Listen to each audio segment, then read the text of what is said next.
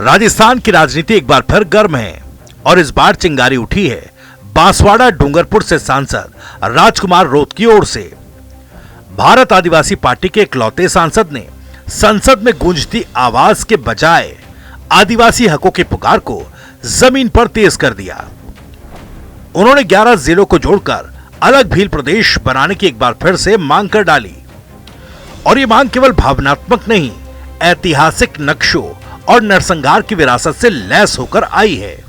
राजकुमार रौत ने social media platform x पर लिखा कि भील प्रदेश की मांग आजादी के पहले से ही उठती आई है, क्योंकि यहाँ के लोगों की संस्कृति, भाषा, बोली और रीति रिवाज दूसरे प्रदेशों से अलग है और आदिवासी संस्कृति और सभ्यता को बचाने और उसके संरक्षण के लिए जरूरी है। इसके साथ साथ उन्होंने एक नक्शा भी सोशल मीडिया पर अपनी पोस्ट के साथ शेयर किया। सांसद ने जिस नक्शे का जिक्र किया उसमें भील समुदाय के पारंपरिक निवास क्षेत्रों को दर्शाया गया। नक्शा 4 राज्यों में फैले उस आदिवासी भूगोल को दिखाता है जिसे आज प्रशासनिक सीमाओं में अलग अलग राज्यों में देखा जाता है।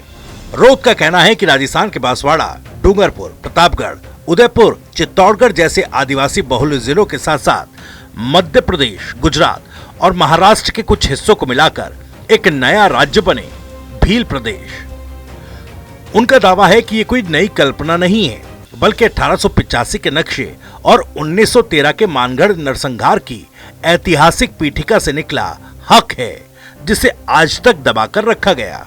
दरअसल 1913 में गुरु गोविंद जी के नेतृत्व में हजारों आदिवासी इकट्ठा हुए थे, जिनमें से 1500 से ज्यादा लोगों को अंग्रेजी फौज ने गोलियों से भून दिया था। उनका कसूर सिर्फ इतना था कि वो अपनी जमीन, अपनी भाषा, अपनी पहचान और अपने भील राज्य की मांग कर रहे थे। रोत उसी बलिदान को आधार बनाकर कहते हैं, हमारे पुरखों ने जान दी और हमें हिस्सा तक नहीं मिला। रौत की मांग ने राजनीतिक हलकों में खलबली मचा दी। एक तरफ आदिवासी समुदाय में इस मांग को लेकर भावनात्मक उबाल है। सोशल मीडिया पर #हमारी मांग भील प्रदेश ट्रेंड कर रहा है, तो दूसरी तरफ इनकी इस मांग पर बाकी समाज में असहजता भी दिखाई दे रही है। कुछ लोगों ने इस मांग को देश की एकता के खिलाफ करार दिया, कुछ कह रहे हैं कि राजस्थान को तोड़ने की साजिश है, तो कुछ इसे संविधान विरोधी बताते हुए खारिज कर रहे हैं। लेकिन रोत पीछे हटने को तैयार नहीं। उनका कहना है, जब तेलंगाना बन सकता है, झारखंड बन सकता है, तो फिर भील प्रदेश क्यों नहीं। भील प्रदेश की मांग न तो पहली बार उठी और न ही ये बिना विरोध के पूरी हो सकती है।